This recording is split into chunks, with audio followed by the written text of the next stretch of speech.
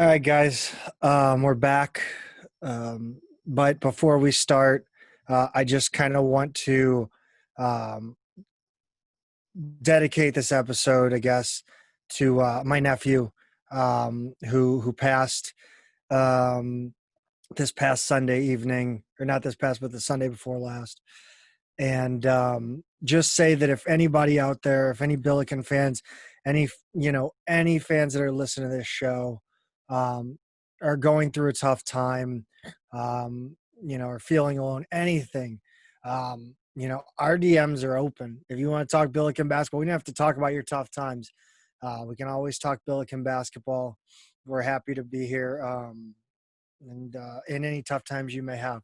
So, yeah, this episode's for Xander.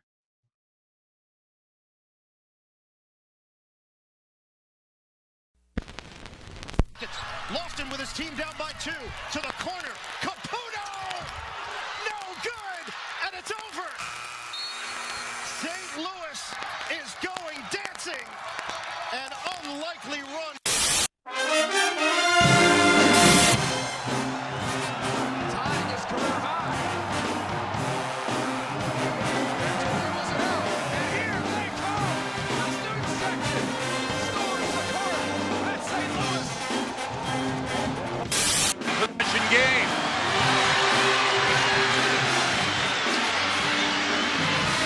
Mitchell. Cassidy. Ellis. Got to get a shot off. It's got to be a three. Ellis. Mitchell for the tie. Got it! Runner off the glass, no. Tip battle loose. Evans is absolutely decked by Gant. Evans stays in the game. Speaking of leveling, Conklin leveled Wilcox, and he's down for the count. Driving Evans for Conklin layup. Good whistle foul. Count the basket. You want to play rough? You want to play rough? Let's play. Assume they're not going to foul you. Just take it right to the rim. Goodwin, 2 for the tie, 3 for the win. Goodwin takes it in, and he got it. We're tied. Overtime. Here we come.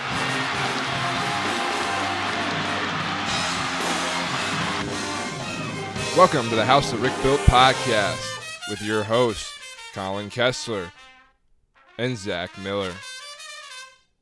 This show is sponsored by Mortgage Partners Group, where mortgage solutions are made simple.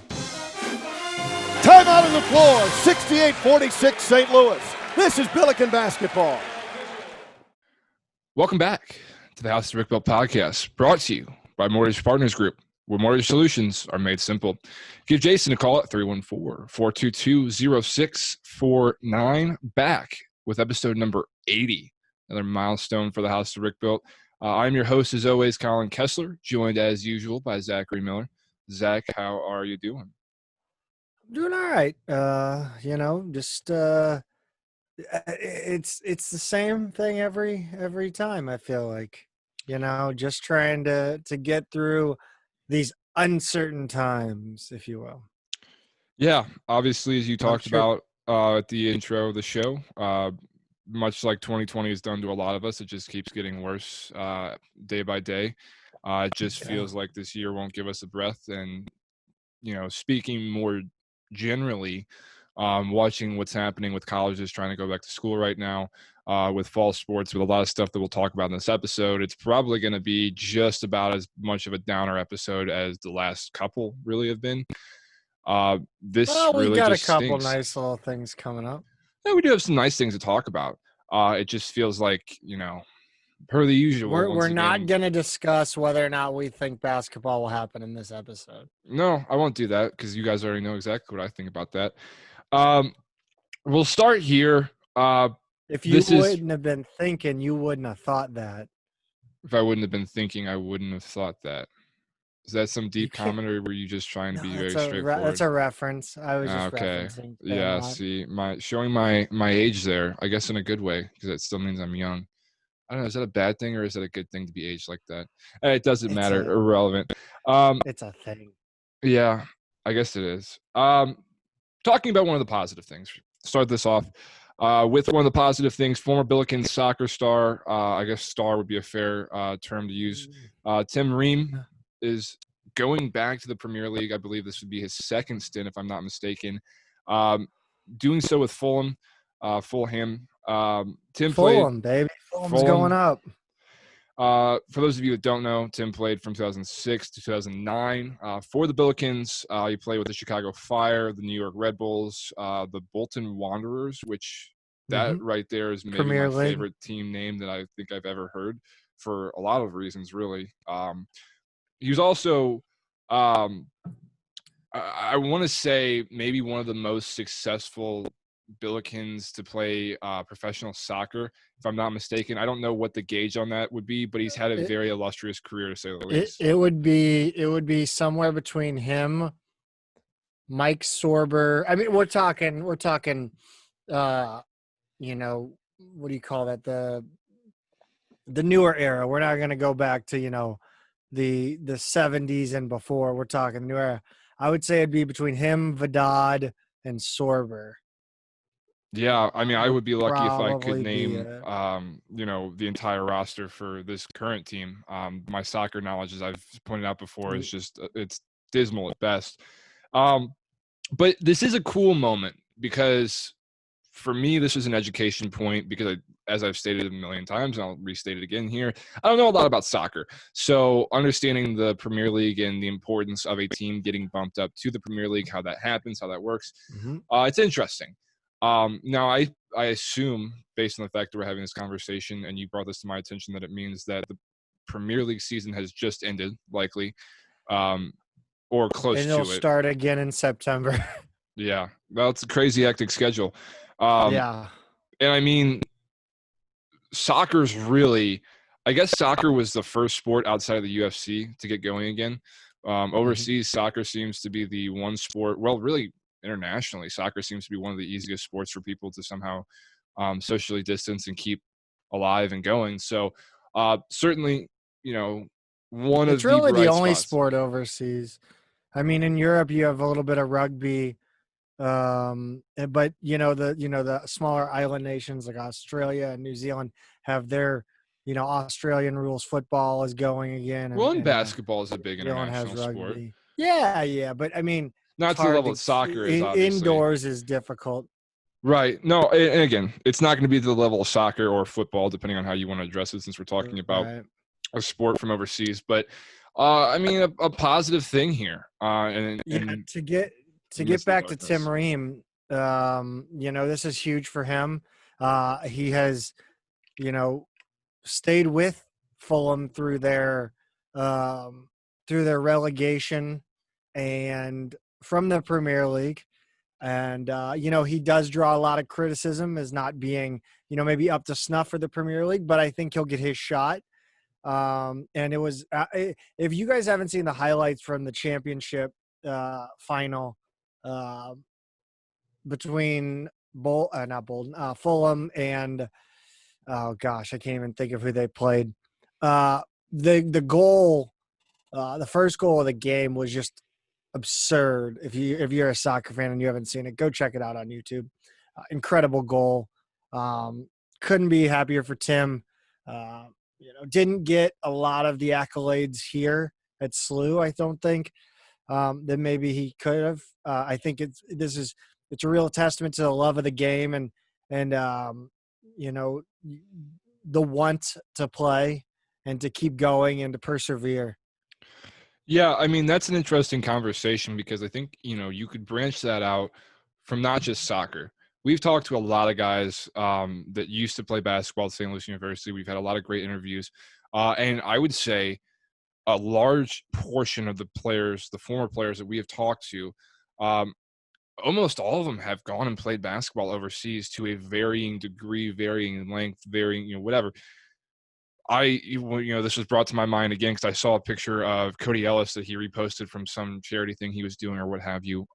First of all, I thought it was funny because I don't think Cody Ellis ages at all. I don't think he's aged a day since he's left St. Louis University.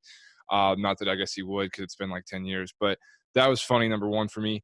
But number two, you know, I was looking at Tim's statistics from college. And to me, again, being ignorant as a soccer fan, Remember, he is a defender. right, and I get it, and that's why I said me being ignorant as a soccer fan, I did have to go and look in that.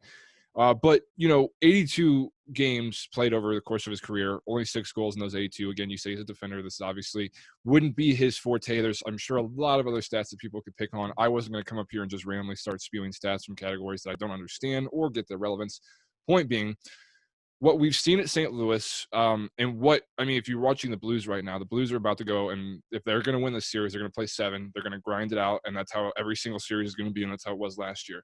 This blue-collar image and embodiment that comes out of St. Louis with all their sports teams. Travis Ford has obviously embraced it with the hard hats of the basketball team. But to get to my point here, St. Louis University has shown through a lot of different sports programs and under a lot of different coaches and ability to send guys on professionally, guys and girls on professionally in a number of sports. And I think that maybe that's something we as fans and, the athletic department should be talking about more when it comes to promoting the university. We definitely don't appreciate it as much, I don't think.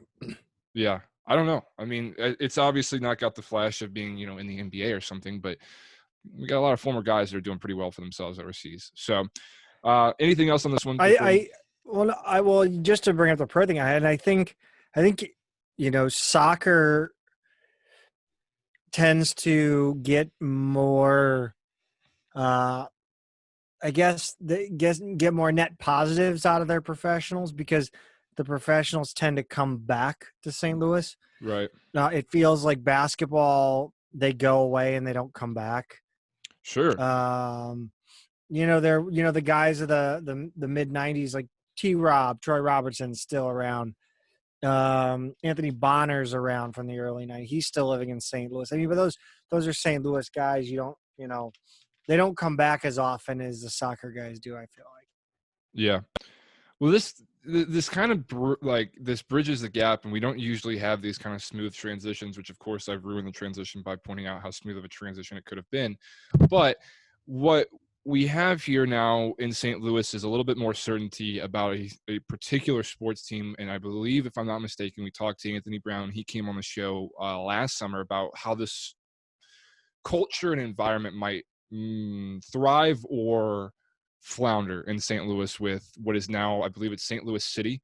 The St. Louis MLS soccer team officially announced their team name. It seems like, for the first time in this whole process, I think a lot of people are actually starting to take this seriously. And it's not just, oh, well, it would be nice if we got an MLS team, but we don't really know what's going on with it. And again, Zach, if you'll recall back when we talked to Anthony, it was the same way. I mean, we just didn't know. It seemed pretty certain. It seemed like it had been agreed upon, but there were a lot of things in the way.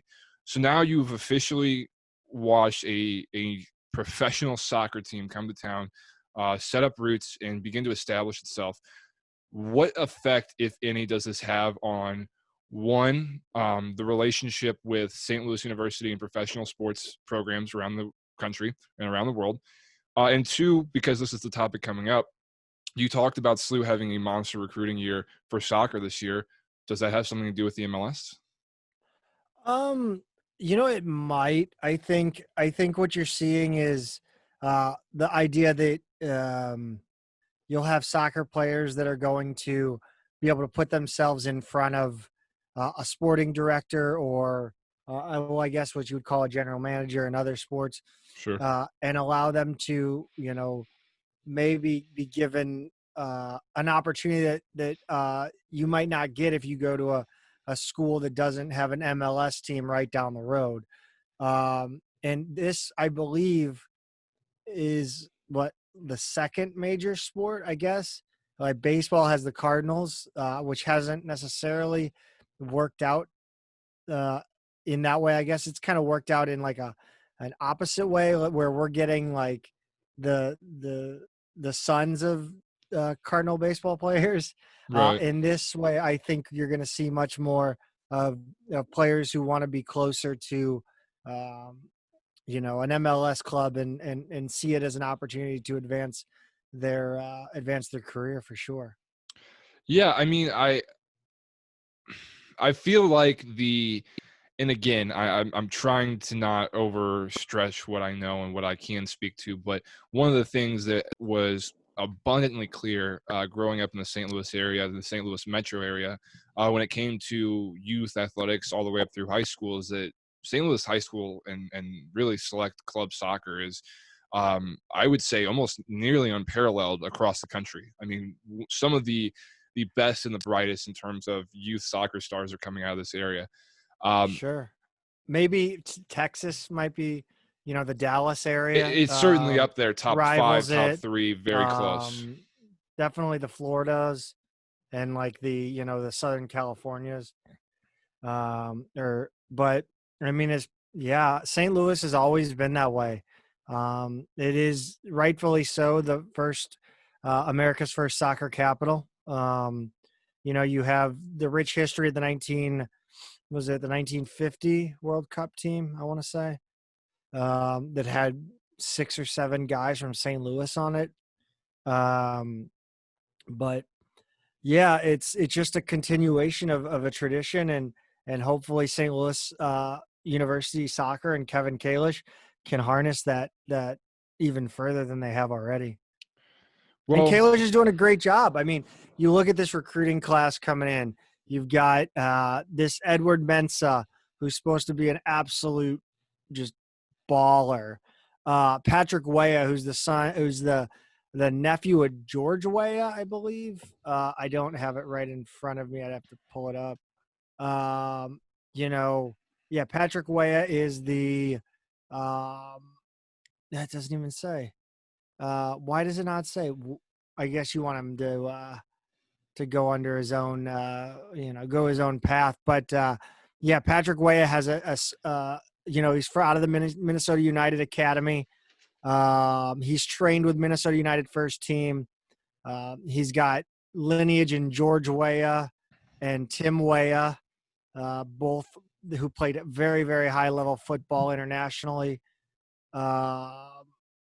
You brought in a top-notch goalie in Grant Calvert.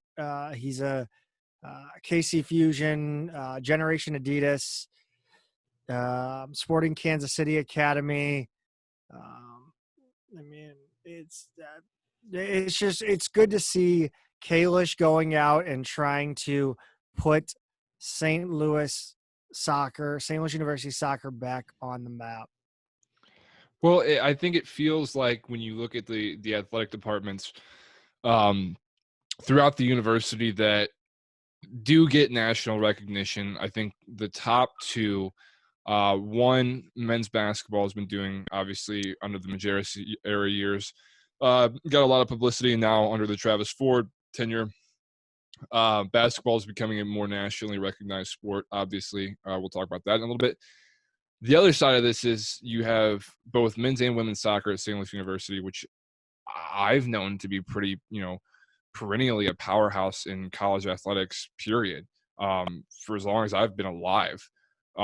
So this is a program that has already been strong, and it just feels like, this is an opportunity for SLU to finally watch one of their programs officially and without, backtracking, make that jump to go to, I guess the equivalent level of a Power 5 in a sport.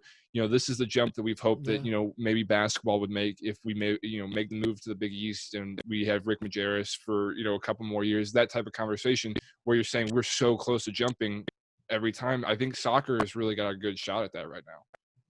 Yeah. And I missed one, even probably the biggest addition is a defender, a transfer defender from Pittsburgh. He was the number 10 recruit in the nation, U17 national team member, ACC All-Rookie, ACC All-Academic in 2018, member of DC United Academy for 3 years. It's Chandler Vaughn out of Woodbridge, Virginia. This just a fantastic transfer pickup. But yeah, it's the difference, I think, between basketball and soccer is that soccer's trying to make the jump back. They're trying to go back to where where we know this program has been, and we know they can go again. So, and I think Kalish has done an outstanding job at bringing in the talent to get there. It's just whether or not they can put it together on the field. Well, and in fairness, basketball is also trying to get back as well to the heights of Spoonball, the heights of Majerus years, stuff of this nature, to heights that we know that this program can get to, places that we know that it can go to.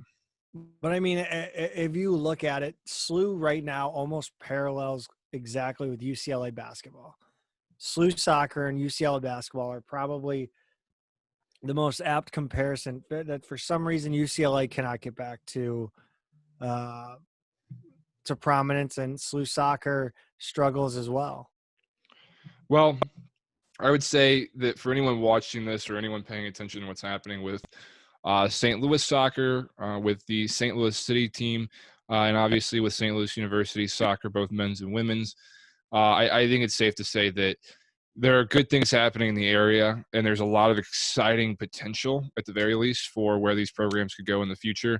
And, you know, the signs look good right now. So a lot to be excited about there.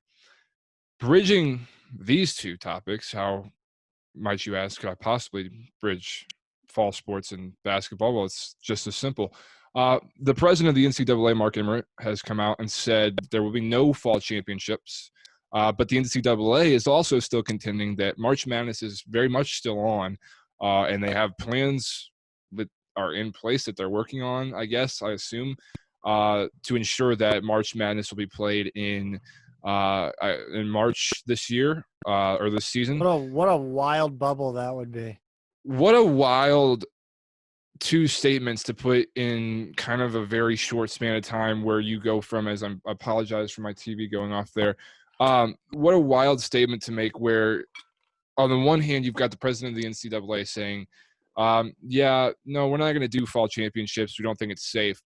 But, you know, 3 to 4 months after those championships are set to take place, we're going to go ahead and have the biggest championship sporting event basically in all live sports, with the most contact, the most travel, the most cross-contamination possibilities. Yeah, no, we're still good for that one. They are really banking on a vaccine. Oh, I mean, it's got to be half of it, because it's somebody. I've seen the suggested ideas, the things that people say, well, this might work if we were doing, you know, a bubble for March Madness. I've yet to see a bubble scenario that actually like makes a whole hell of a lot of sense to me. Like, there isn't one. Like, not a one of these plans has even seemed remotely reasonable. But we're not talking about whether or not there will be a basketball season. Well, I mean, we kind of are. Just because, and I'm not trying to – really, I'm not even trying to say whether or not it's going to happen, but I'm pointing out what's happening right now. And what is actually rather frustrating is that students were told to come back to campus in a lot of schools and universities across the country. And this isn't getting political. It's not the point. But you brought students back on campus, and now you're seeing these clusters of people getting sick. We knew it was going to happen. I mean, it was literally guaranteed it was going to happen. Whether you believe it's a severe issue or whether you believe it's a nothing, it doesn't matter. We all knew that these kids were going to start testing positive as soon as they step back on campus. And all this is doing is putting things like March Madness in jeopardy. And it's just, you know, and maybe I'm spewing this in the wrong place, but I just feel like it's frustrating as basketball fans, especially when, like we said this last podcast, we watched what happened at Dayton last year. I don't want to see that happen with a team as good as what SLU has this year. I want to do everything in our power so that we can watch basketball. I mean, I want to see this team play. Yeah. God forbid. Yeah. So fall championships. I mean, thoughts on that? Were you surprised by that decision? No, I mean, I'm. You know, honestly, like you see sports like soccer. I think soccer could play, personally. Yeah. I mean, I think soccer could play. Football, there's no chance. I don't even know what. And football seems like the most likely right now, based on some of the wheeling and dealing that's going on with different conferences. Well, the SEC is going to play regardless. So. Well, right, yeah, no, the SEC, it would take hell, like actually freezing over for SEC football to not happen in the fall. It just means more. God damn it. Yeah, I have a bad feeling that what's happening on a lot of these college campuses right now, with a lot of, you know, positive cases numbers rising, and more being reported, whether this is a severe outbreak and a lot of people are going to the hospital, or whether it's just people are testing positive and they're all asymptomatic, it doesn't matter. The fact of the reality is every positive test is another day that basketball doesn't happen. It's another day that we're pushing back the start of conference season. And as we talked about last episode, Zach, and I hate to keep referencing last episode, I kind of, would like to burn last episode. One of the things that you have to watch here when it comes to this, I say one of the very many things you have to watch here. One would be, how are you going to keep these student athletes contained and quarantined if it is possible? And how long does it take until you pull the plug on this and go, it's not even worth it to even try at this point? And I feel like, it's August right now, middle of August. I already feel like the clock's ticking on the deadline. I think I think they're gonna push it as far as they can. They have to. I mean, that would make the most sense, but I don't know. I don't know. We'll see. I'm not trying to be a Debbie Downer again. I mean, I really genuinely am trying to be positive, but it's just hard to do that. Let's try a different spin on this for just a second. This will interest Billiken season ticket holders. And I just think it's an interesting conversation given the obviously craziness and unprecedented times that we're living in right now. Season ticket holders for Billiken basketball, you have likely now received either an email or a letter from the university's athletic department informing you that it is once again time to re-up on your season tickets. I find this to be a really interesting move.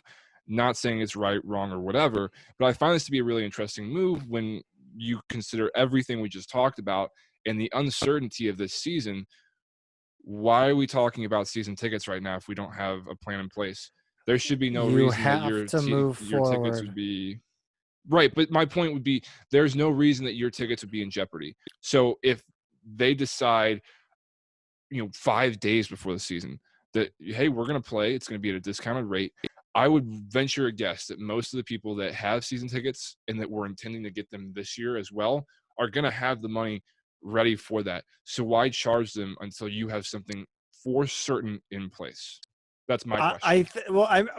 I get that viewpoint, but at the same time, you have to operate certain things as if normal, and you're giving yourself leeway, because if it comes down to it and they decide they're gonna play and they can play and there's a magical vaccine with rainbows and unicorns, that this is what we're banking on at this point. This is where we're at. A vaccine with rainbows and unicorns. No, you cannot give yourself 5 days to pull together all season ticket holders. It's just not feasible. So what you have to do is operate as if it's normal, and then kind of, I guess, offer either your refund or if you want to roll over that payment to the next season. Well, look, 5 days was a little bit dramatic, obviously, and I could have given a better time frame. Even a month. No. Even a month, it's difficult to get these slow-moving people going. Well, but no offense. I think that if you're going to say that, you also have to take into consideration the times that we're living in, the fact that if someone, if anyone that is a SLU fan was to hear, hey, SLU basketball's back out of nowhere, you were a season ticket holder, hey, you got a very limited window of time, I feel like it would be easier to make people act. But I get what you're saying. You have to have the time in advance. You have to have this prepared. You have to do this the right way. It can't be off the cuff and it can't be fly by the seat of your pants. So I get it. I don't know. I just thought it was an interesting email. I thought, and not that there was anything said in there that was really surprising or that I necessarily disagree with. I guess it just shows that, I would assume most every college athletic department in the country is doing right now. They're trying to find ways to make and generate revenue that they can't really do right now, in order to protect and save as many of their athletic programs as they can, because again, we've seen it time and again since this started, athletic departments are being gutted right now. So, I mean, I guess at the very least, it's a donation to ensure that sports can continue, even if it isn't this year, next year. It's kind of like when you saw, barber shops offering, they wanted to get They were selling what do you call them? Gift cards, gift certificates. I was gonna say a haircut. Yeah, no, they were selling gift certificates for a future haircut. You know, Right. you got to keep the capital flowing no matter what. So, No, and again, I get and it. it's not just that. It's you have to operate as normal. As I said, you have to assume that you're going to play. You have to prepare to play. Hey, if this just means that we are another step closer to Billikens basketball, then by all means, do whatever it takes. I'm not going to stop or sit in the way of Billiken basketball coming back. So whatever it takes to get there, let's get there. I just thought it was interesting, and again, it's interesting because of the times we're living in. As much as I hate to keep reiterating the same point over and over again, the same point continues to be true, which is that everything is going to have to be looked at differently because of what's going on around us.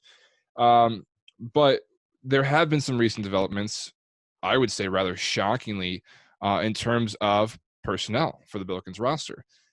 Recently, one real major piece of movement and one was Rumor Mill kind of changing up its tune, kind of moving in favor of the Billikens.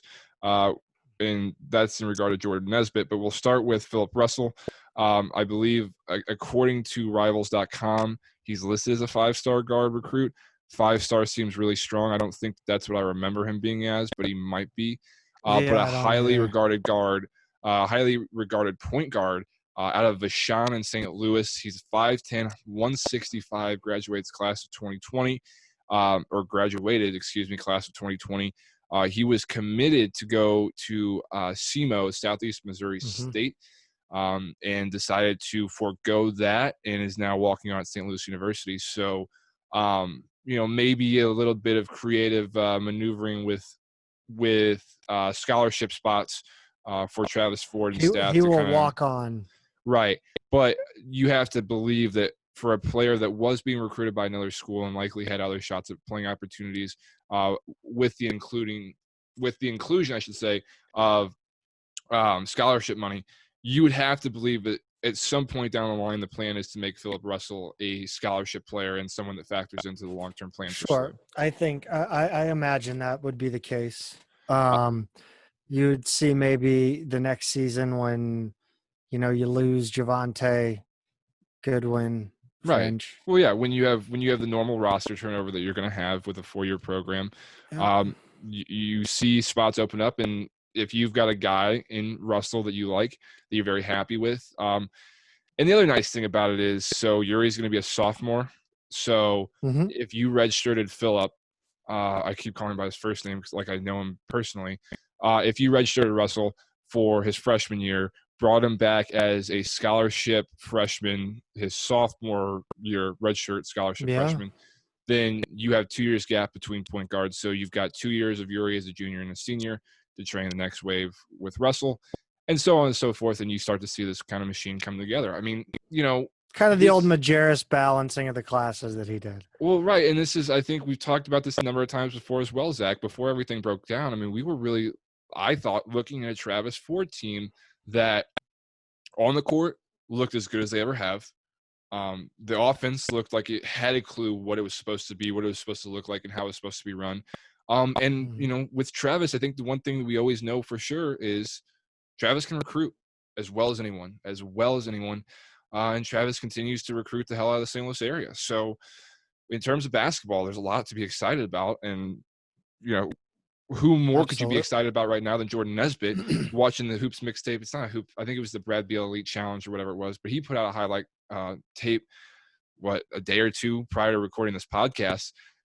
Boy, does he look good. I mean, I have to agree with Carter Chaplin saying that he's probably one of the few guys I've seen coming out of high school in the last few years that's looked like he could make the jump right away. And I don't think that that's an overstatement by Chaplin.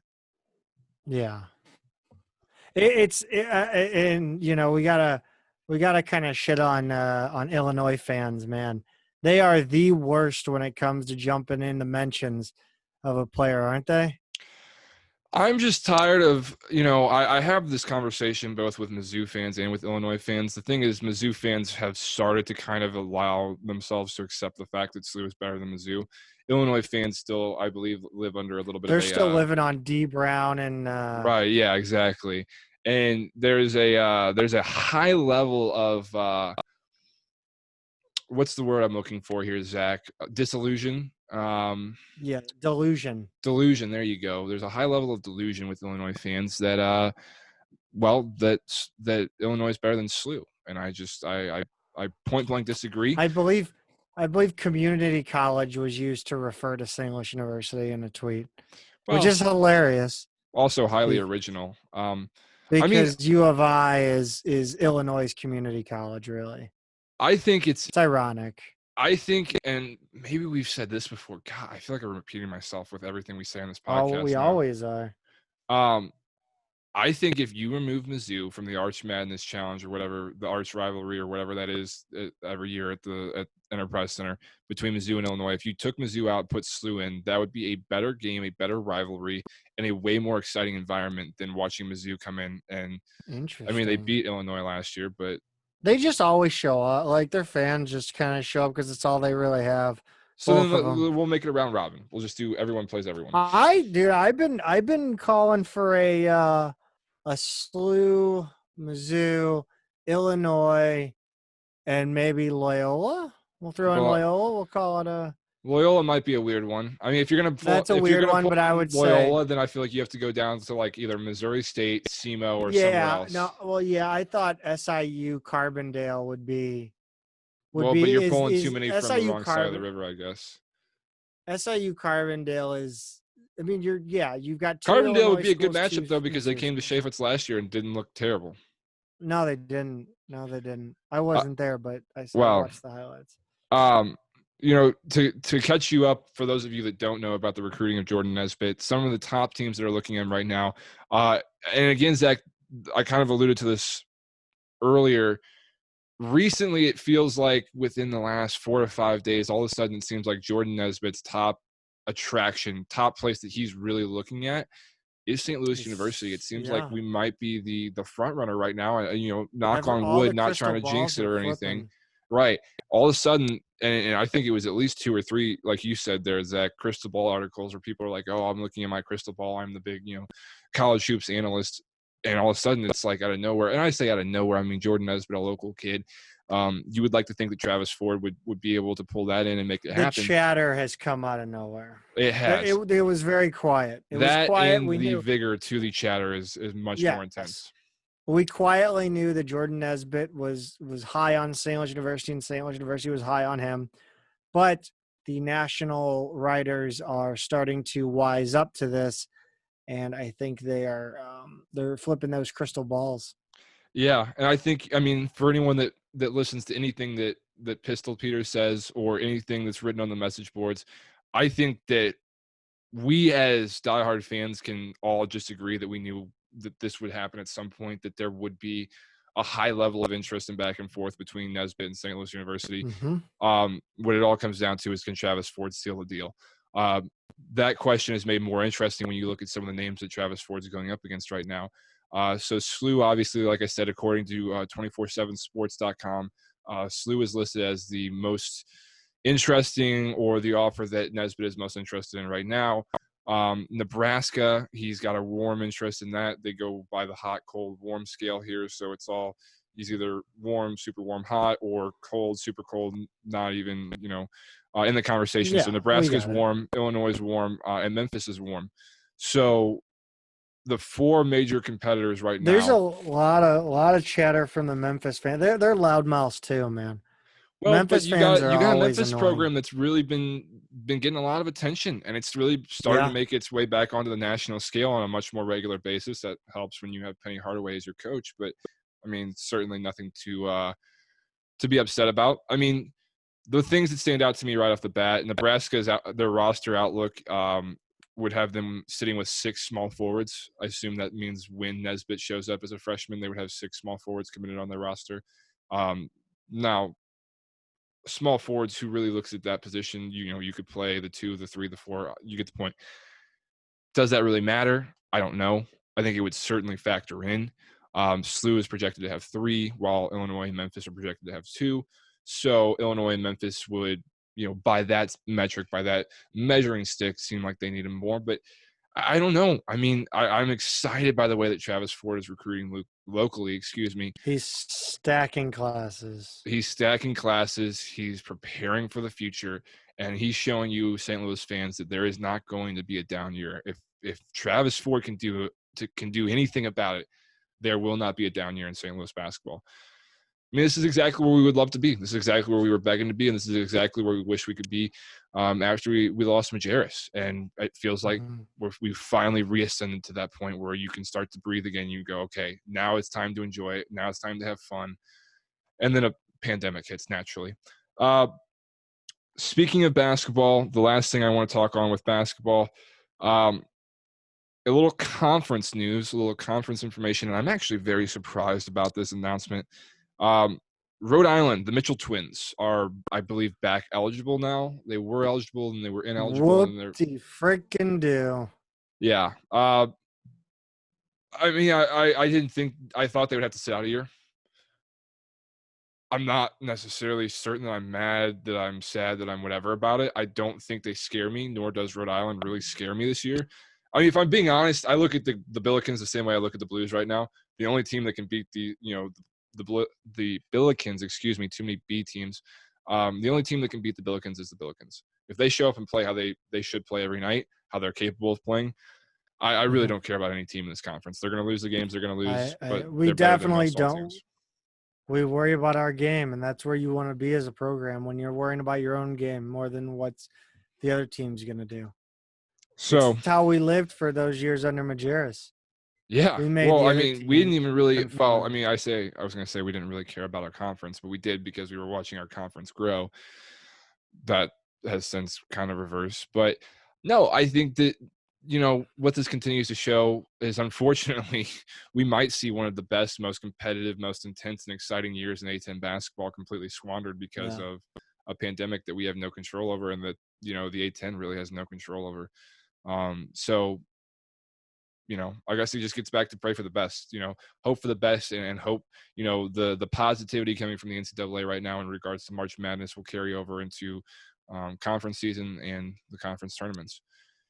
We really went through two of the worst Twitter follows in one episode.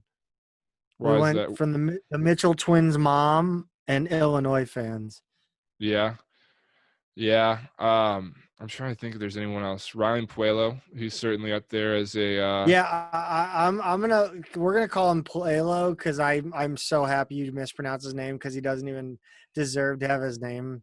I'll be honest, I read it as Pueblo for about a month and a half before I realized that there wasn't a B in there. So I don't know what that says about me. I'd rather have no mayhem, or I'd rather have no losses to Fordham than no mayhem. So, you know, maybe that's a person we get on the podcast and just rip him to shreds for a couple hours. He knows nothing about basketball. Well, so then it'd be fun. It would be fun to just I'm just saying he went on with Blackburn, and that was the whole like. I don't even know where he came from. I mean, besides anymore. GW. No, he came from the depths of hell. Yeah. No, he was on with Sully. How you really feel. On by the way, they rebranded over there. Oh, really? On Sully's podcast. It's what is it? It's Loud something. I don't know. Huh. Maybe they got tired of people assuming that the Blackburn Review show and the Blackburn Review Twitter account were one and the same, because there is a little bit I would imagine that was animosity towards that brand in the A10. But without getting into the politics of it, look, I'm going to end the show here with two questions for you, Zach, that I will then chime in with my personal thoughts on. One, if we get to March, and the only thing that you can play is a conference championship tournament, does that make your season worth it? Yeah. Okay. I was going to say if you played even 10 games, I would count the season worthwhile, but yeah. I think you'll play a conference schedule. Yeah. All right. Well, there's a little positivity for you. Make it worth it. Last thing for posterity, and since we can do this and go back and look at how right or wrong we were, what do you think is going to happen with the Blues, Zach? The Blues? I think it'll go to Game 7, and I have no idea what the hell happened in that Game 7. All right. I'm going to say Blues in 7. I'm going to say I you like see it. Bennington both games. I'm going to say I think so too. under 3 goals in 2 games for Bennington, giving up. Very nice. I love it. All I'm here right. for it. I'll be on a flight during Game 7. Actually, I'll be on a flight during both games, most likely, Game 6 and 7. Yeah, well, shows what kind of fan you are. I'm kidding. And, Zach, anything else you need to add before we take off here? no, I don't think so. Just remember to support our sponsor, Mortgage Partners Group. And don't forget, if you're having a tough time out there, reach out to someone, even if it's just to talk about something else like Billiken basketball or Billiken soccer. You know, even if it has to be Mizzou basketball, definitely do that. So yeah, just stay healthy out there mentally and physically, Billiken Nation. You stay classy, San Diego. I touched on it at the beginning of the episode. I think it's San Diego though. Oh yeah, you're right. It is San Diego. One of the things I touched on at the outset of this episode, I'm going to circle back real quick just for a second. Episode 80, it is episode 80 for us. The 70th numbered episode was our interview with Earl Austin. Earl congratulated us on hitting that marker. And it's kind of crazy that we've done 10 episodes over the course of the summer in which there has been literally no sports. Mm-hmm. That being said, out of everything that we've done since Earl, which would include 3 or 4 interviews, and then you also have, or 3 or 4 regular episodes, but then you have the Brian Daly interview, the Ford Stewart interview, the Paul Biancardi interview, the Chris Sloan interview. Which, if you had to pick one interview experience, which one are you picking out of the 4? I thought Daly was funny as hell, but Earl Austin was pretty sweet. Well, but I'm saying, okay, so outside of Earl, obviously Earl's going to be. Oh, okay. I'm saying out of Chris Sloan, Biancardi, Stewart, or Daly. Oh God, Biancardi was awesome just because he's national.